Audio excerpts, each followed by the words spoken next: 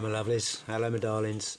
Right, so part 6 or part 5, I can't blink and remember now, of it's an anarchist approach to crime and justice. What about the rapist scene?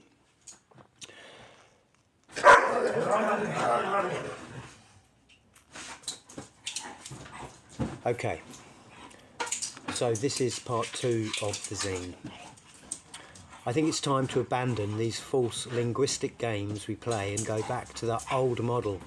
I miss the days when it was considered reasonable to simply kick the living shit out of people and put them on the next train out of town. At least that exchange was clear and honest. That's Angustia, Celeste, Safety is an Illusion, Reflections on Accountability.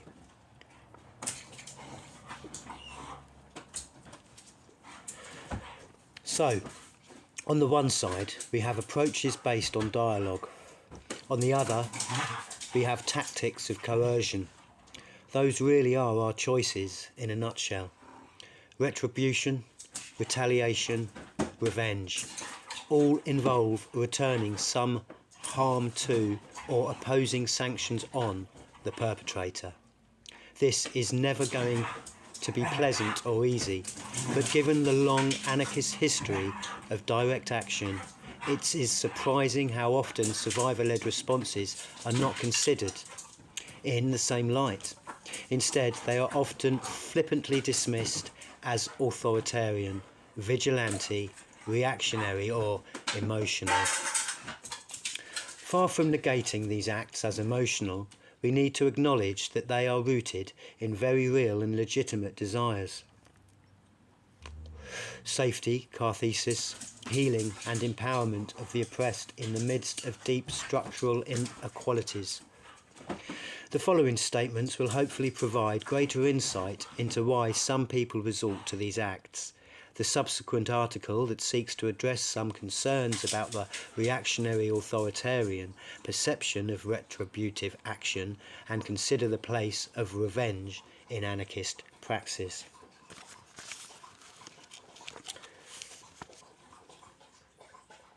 Anarchist rapist gets the bat. We'll show you crazy bitches, part 2, brackets 2010. Submitted by Anonymous on Monday, 26th of April 2010 at 10 minutes past 7. Jacob Onto is a piece of shit rapist. We are all tired of accountability processes that force the survivor to relive over and over the trauma of assault. That force the survivor to put their reputation on the line as proof of their credibility, that end up being an ineffective recreation of the judicial process that leaves the perpetrator scot-free, while the survivor has to live through this for the rest of their life. At the very least, the perpetrator should feel something, some lasting mark of his behaviour, something he will remember every time he has sex, that is, if he ever has sex again. So we decided to make sure this is an assault that Jacob never fucking forgets. We rolled in with a baseball bat, we pulled his books off his shelves, he admitted it. Not a single one mentioned consent. We made him say it. I am a rapist. We left him crying in the dark on his bed. He will never feel safe there again. This is a precedent. This is the beginning of a new kind of accountability process, one that leaves the perpetrator in pain, though this is still only a tiny fraction of the pain that he has caused. We know that Jacob is not the only guilty one. We know there are more of you out there. We are not sorry, and we will not stop. From now on, we will respond to sexual violence with violence. If you touch me, I will fucking kill you. Let the roundups begin.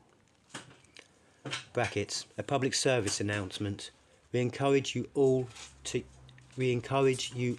to all use consent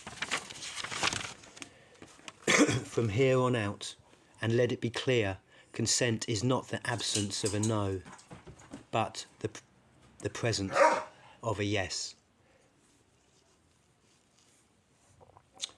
Communique, anon. This is an unwavering political statement, a conscious effort to politicise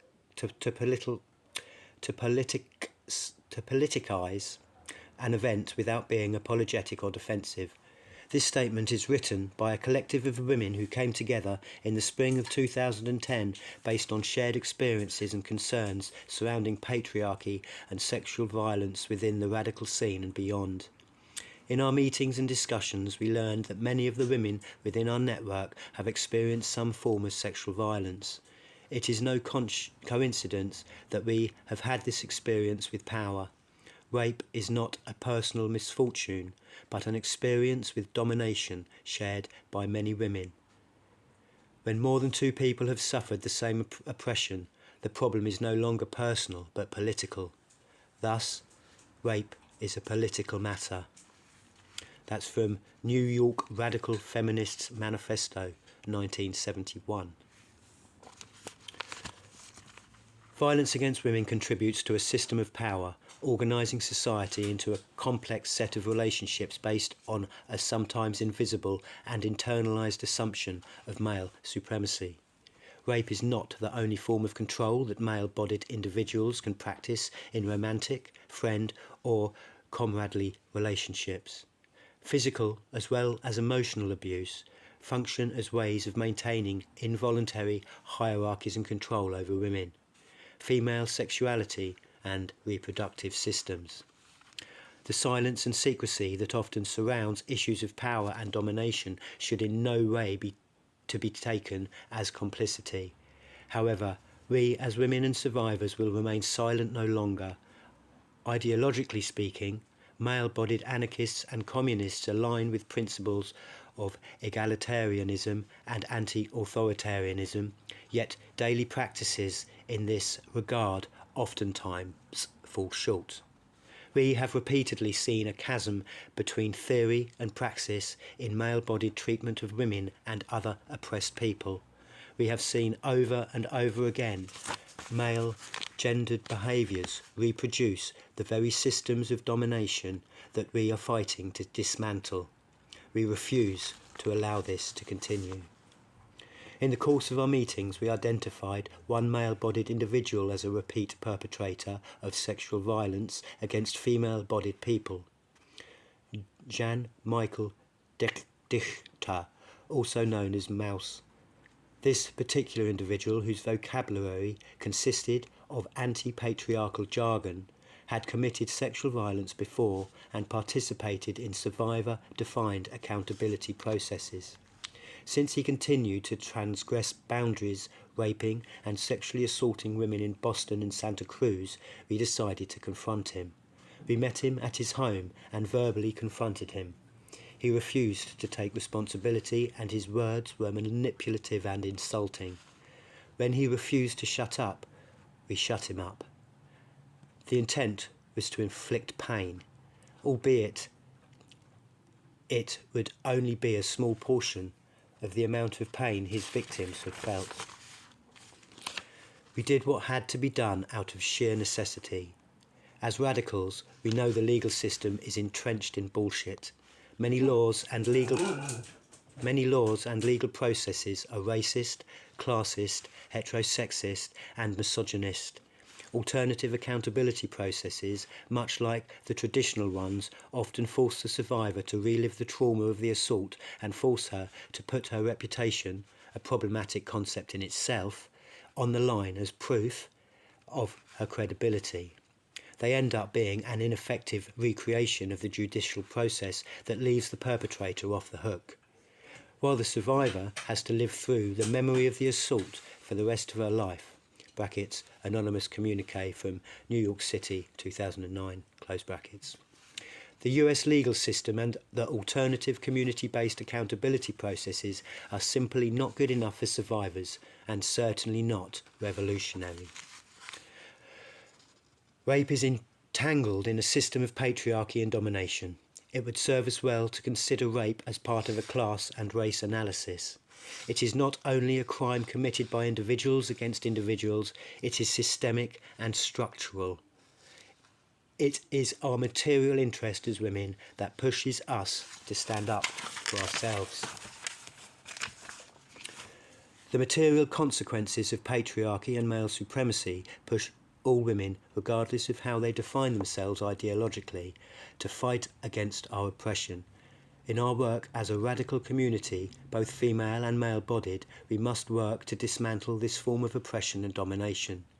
We find it an incomprehensible and unacceptable betrayal that our so-called male-bodied friends would perpetrate this kind of subjugation of female-bodied comrades. Just because you can articulate feminist theory does not mean that you are to be trusted.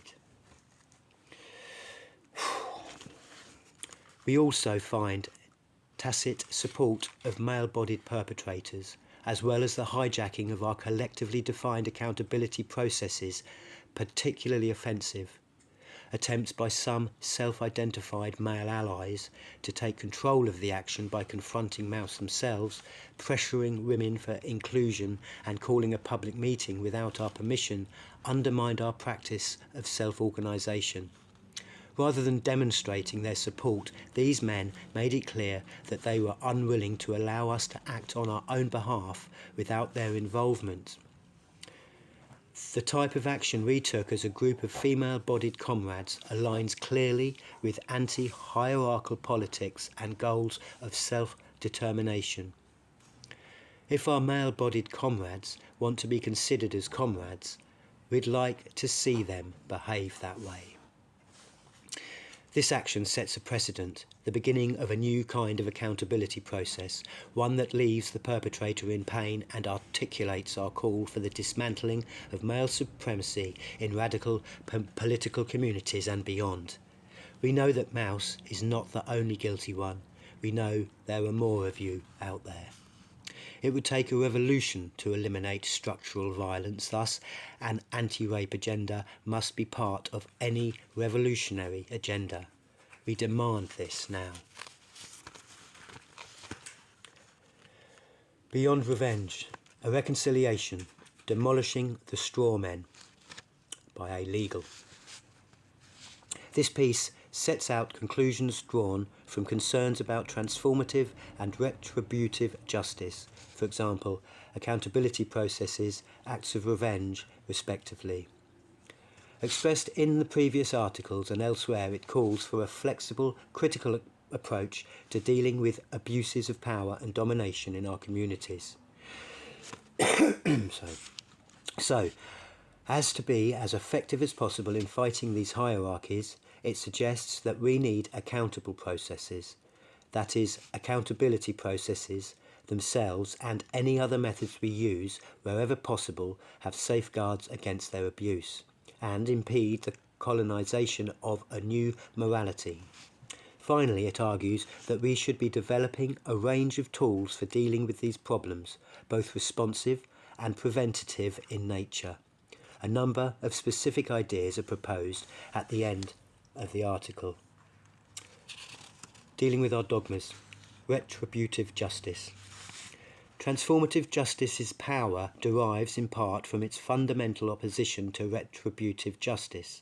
Retributive justice simply involves responding to a transgression with some kind of harm and can include anything from capital punishment, prisons and community service. Vigilante campaigners by civilian militias, i.e. dominant social groups working to complement to state justice, or survivor-led action designed to injure, shame or otherwise penalise an abuser, for example, denying them privileges or requiring them to undertake certain duties. Despite its varied incarnations, talk of retribution frequently provokes hostile reactions in activist circles, at least in English-speaking quarters. Its status as the harshest weapon of the state against its domestic population, although it has now added restorative justice to its armoury, has led to a rejection of all forms of retaliation, a sentiment expressed in particular by those with liberal tendencies who are unable to envisage the power to exact potentially violent revenge in the hands of the oppressed, or consider this to be as oppressive as the transgression itself. As the communiques in this zine and our own anarchist histories show, however, there will always be groups and individuals who respond to their oppression with action rather than dialogue. Frequently underlying the dismissal of retribution is the assumption that violence can never be justified, even though revenge may not necessarily assume violent form. Survivor-led retaliation that subverts the social order has been conflated with state-dispensed justice and vigilantism by reactionary groups seeking to preserve the status quo. The rejection also arguably lies in the role of some NGOs. The rejection also arguably lies in the role some NGOs have played in advocating transformative and restorative justice over direct action by survivors. This is no doubt due in part to the unpredictable, potentially illegal and deeply personal manifestations of revenge, and that this knowledge is not easily imparted through role plays and PowerPoint slides. As such, it is less amenable to dogma, despite their good motivations. Sadly, it is often the case that when funded organisations take it upon themselves to deliver training on resistance, privilege, consensus, accountability and so on, certain principles tend to become gospel in the absence of a strong critical analysis built into the content of the training. Many critiques of retributive action are therefore attacks on strawmen and are riddled with uninterrogated liberal assumptions. Conversely, as with transformative approaches, retribution has strong subversive potential. Violent action by oppressed groups has historical precedent for creating critical changes in their conditions. Its cathartic and liberatory aspects were articulated powerfully by anti-imperialist and psychoanalyst Frantz Fanon, who saw it as a realisation and affirmation of the collective power of the oppressed. The revenge attacks and assassinations carried out by 19th and early 20th century anarchists helped keep anarchism alive in a time of severe repression and inspired other comrades to find courage. Women in abusive relationships may take strength from seeing other women acting collectively to kick a rapist out of their local social centre, while some people may be forced to reflect on their own problem behaviour when the expression of collective displeasure and the undesirable consequences are difficult to ignore. The unpredictability of survivor-led revenge and the strength of feeling involved helps abusers understand the risks that oppressive behaviour entails. Various forms of retaliation are used today by anarchists against rapists, batterers and perpetrators of sexual assault, perhaps most commonly in the form of public exposure, which may involve publishing a culprit's details on the internet or in activist spaces, or outing them publicly. In one case, a group of Italian feminists successfully interrupted a university seminar attended by a perpetrator of domestic violence and refused to leave without him. This shaming may be a secondary consequence of actions designed to warn others about the individual. This is not to say that violent retaliation, or in fact any form of retaliation, is unproblematic. In particular, using the intense power of shame, whether as a tool in itself or as a consequence of punitive action, can perpetrate unacceptable behaviour by that person and entrench undesirable ways of relating to each other. Do we want to have a culture in which we are disciplined by fear or of shame or rejection? Do we want to live our lives according to norms and morality? That is, behaviour that is driven by desire for conformity, or according to values and ethics which we've thought through and chosen for ourselves. Can we use tactics against our enemies which we consider problematic for our communities, whilst rejecting those principles for ourselves? Although we may never be able to fully free ourselves from fear of rejection and ostracism, does that mean we shouldn't at least try to challenge dominant modes of social control such as shame, conformity and respect for hierarchy? After all, this is arguably just as much, if not a more powerful mainstay of the oppressive status quo than fear of the police or the prisons. Given the potential dangers of retaliation and punitive action, it should ideally be reserved for serious cases where reconciliation is out of the question. Another reason for this is the risk of getting it wrong, discussed more later. A further question is, who decides whether to take punitive action or expulsion? Ideally, the project, social centre, campaign group, or whichever collective the accused is part of will decide together with the survivors, taking into account the overall picture and the accused patterns of behaviour. This is obviously easier said than done in some cases, as many abusers are very skilled at concealing their behaviour in public. On the other hand, it is also common to find individuals who repeat certain patterns of interaction over and over with different partners, and dominant behaviours may not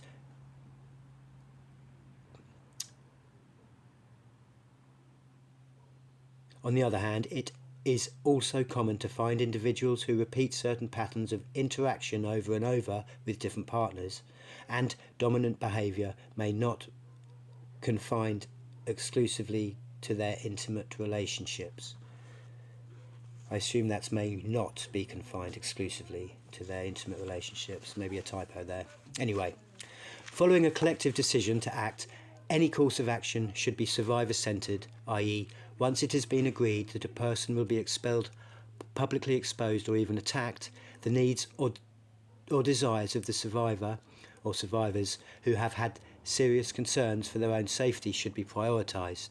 How and when action is carried out should be agreed with those needs at the forefront of people's minds.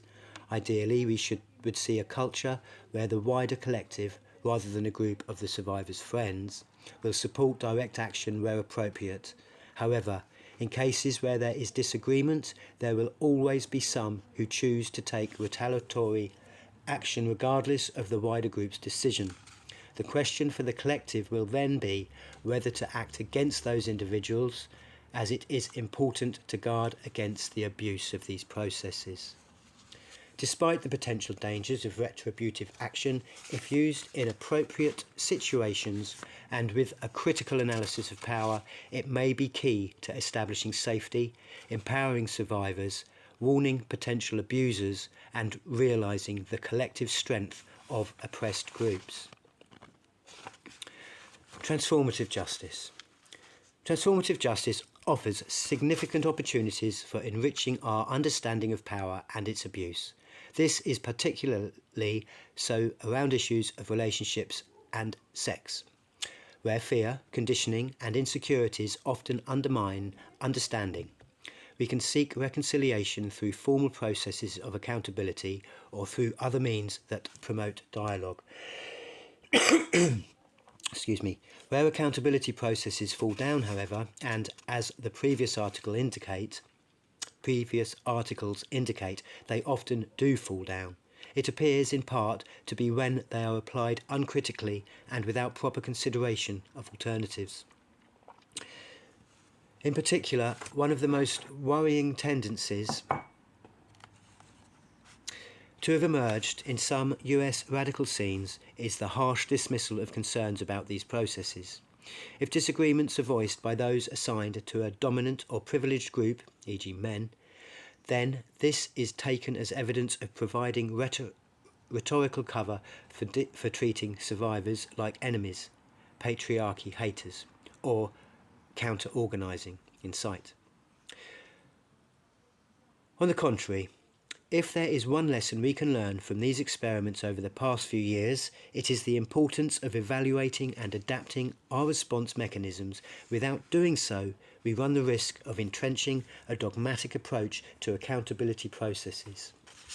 Such an approach can wreak considerable destruction and infighting in a collective. Such an approach positions transformative justice above and in opposition to retributive approaches, delegitimising direct action by survivors. It conceals the fact that misgivings about retribution can often be rooted in a state-centric paradigm. States use prisons perpetuate the problem. Retribution is bad. Leads to inappropriate use of accountability processes, for example, against those who call the processes into question. Creates an onus to always believe the survivor, regardless of other dynamic going on. We'll discuss more later. It imposes considerable burdens on people's time and takes energy away from other important work. This burden can be particularly unreasonable in the case of single parents, those with care duties or those juggling jobs who might also want to get on with radical projects. It propagates unquestioned liberal assumptions held by some TGs, NGOs, by some of transformative justice NGO champions. It conceals the distinct, in particular US context, in which they have emerged, and the tendency of US discourses to be uncritically imported into other parts of the Anglosphere, for example, privilege theory and critical whiteness. It undermines the distinction between those we actually want to have in our lives and communities and those we don't. This last point, articulated by CrimeThink in the idea of concentric circles of affinity, is crucial to even the least undogmatic applications of transformative justice. For any process of accountability or other to satisfy our needs and minimise their impact on our collectives, it is essential that lines are continually drawn between perpetrators we actually want to spend time on and those we don't. Possible guidelines for this are laid out in the next section. This is essential because we may well believe that no one is beyond help, but some people may take 10 years hard work and support to change their behaviour. The question for us then is really whether we want to spend many months or years of our time and energy changing individuals' behaviour. Do we have those kinds of resources? And is this the appropriate strategy for fighting rape and gendered violence? As with retributive justice, transformative approaches fall down in the absence of a radical analysis of power. One way of reducing the risk is by developing more nuanced and varied responses to oppressive behaviour within our communities. It is to this that we now turn. Right, I'm at 28 minutes. I'm going to just stop there now and we'll pick this up next time. The next part is alternative approaches, and it starts off with deciding a new path. We will pick that up a bit later on. I'm going to try and get these videos out before Saturday. I finished the whole zine. It is now Thursday evening, and then I'll be on the road. Hopefully Saturday afternoon, Saturday evening, we'll be on the road, and Margot's adventures will start. And I'll be a full-time van dweller, so I might not have time to get all this done, or the power for my laptop to edit and upload. So yeah, I'm going to leave it there. Thank you for listening. If you comment and or get into any debates and discussions in the comments, please be polite, be respectful, and be kind to each other. Thank you very much for listening. Thank you again. Love and light. Bye bye now. Bye bye.